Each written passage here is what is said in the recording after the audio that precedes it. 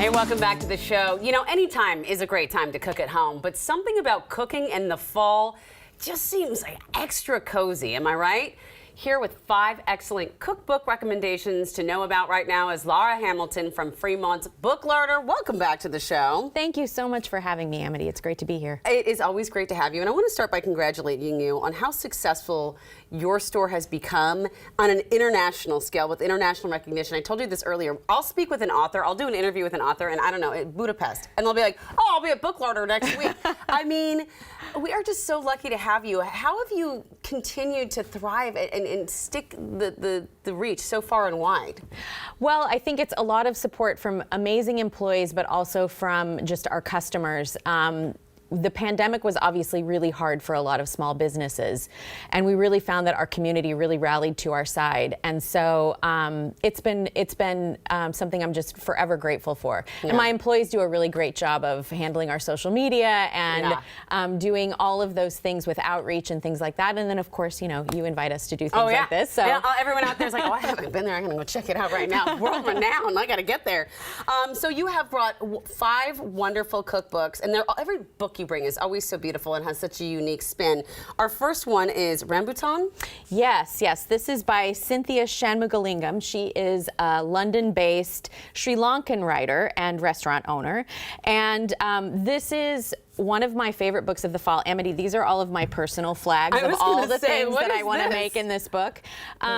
It's absolutely. It is. Are they color coded? They are not. Okay, but I used to try to do that, but it just didn't really make any sense. Okay. Ooh, roast pumpkin curry. Yeah. So the writing is absolutely as wonderful as the recipes. It's one of those books that if you like to read your cookbooks, you will love the stories that she has to tell about her immigrant experience and also just about lovely food stories with her family. Her writing is just really sharp and funny, and the head notes of these recipes are really wonderful. You know, if you need someone to test out your recipe for cashew nut curry, I am your girl. I know, right? This looks beautiful. Yeah, okay, our great. next book is First Generation. Yeah, this is a local author, Frankie Gaw.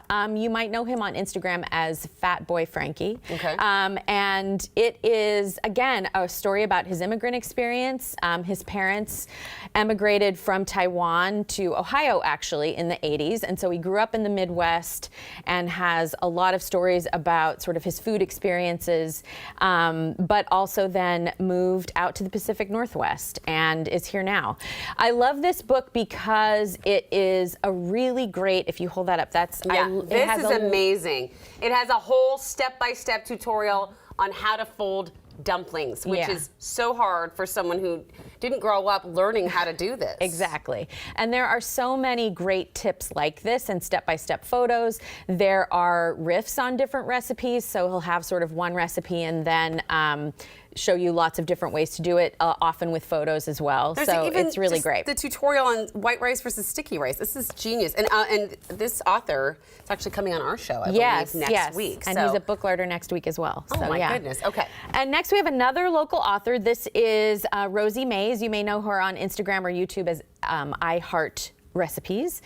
This is her second cookbook, and her first book was really about sort of her growing up recipes. This one is more about sort of her adult recipes, I guess. She grew up in Louisiana, but now lives here in Seattle, and so this is a really nice sort of combination of those Creole and Pacific Northwest flavors. It's kind of putting her spin on, you know, Creole crab cake with sweet chili sauce. Exactly. Oh, I like that. Exactly. I'm going through, by the way, all her tabs, and I just the beignets.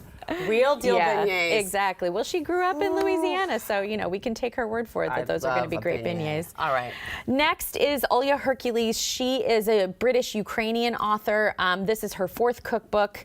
She has been a tremendous voice for the Ukrainian people all through the war. And this book was obviously written before the conflict started in March, or before the invasion in March. And it is a very personal book. Her husband is also a food writer and photographer, and so this is very much what they cook at home, but also has a lot of, again, wonderful stories. Can you tell I like to read my cookbooks? Hey, I was in my very first book club ever. I recently went to our first book club meeting, and one of my fellow book club persons said, my favorite genre is cookbooks. And I said, well, I know someone who you should meet then. Yeah, absolutely. I love this book, and I love that it's 100 recipes to comfort and connect. That's beautiful. Yeah, there's a whole chapter actually on cooking as a form of self-care, and it's just a really beautiful book. And then finally, we have Savory Baking. I feel like I often come on with a lot of sweet things. This is a book of savory baking by Erin Jean McDowell, who is a New York Times writer and also an excellent cookbook author. She's got all kinds of different levels of savory baking. I actually have some of this dough in my fridge right now. I'll be making, I think, that one tonight. It's a really great, again, great instruction. So for example, for this focaccia recipe, you've got different sizes of pan and then therefore different portions. That's genius. Right? So that you don't always have to make the giant pan of focaccia if you don't want to. My right? executive producer loves making focaccia. He's going to love that. And I love a savory bread. This is all so beautiful. Yeah. Lara, thank you so much for always sharing these things and always making me hungry. Well, thank you. Next time again. you can bring the focaccia. Okay, great. I'm happy to.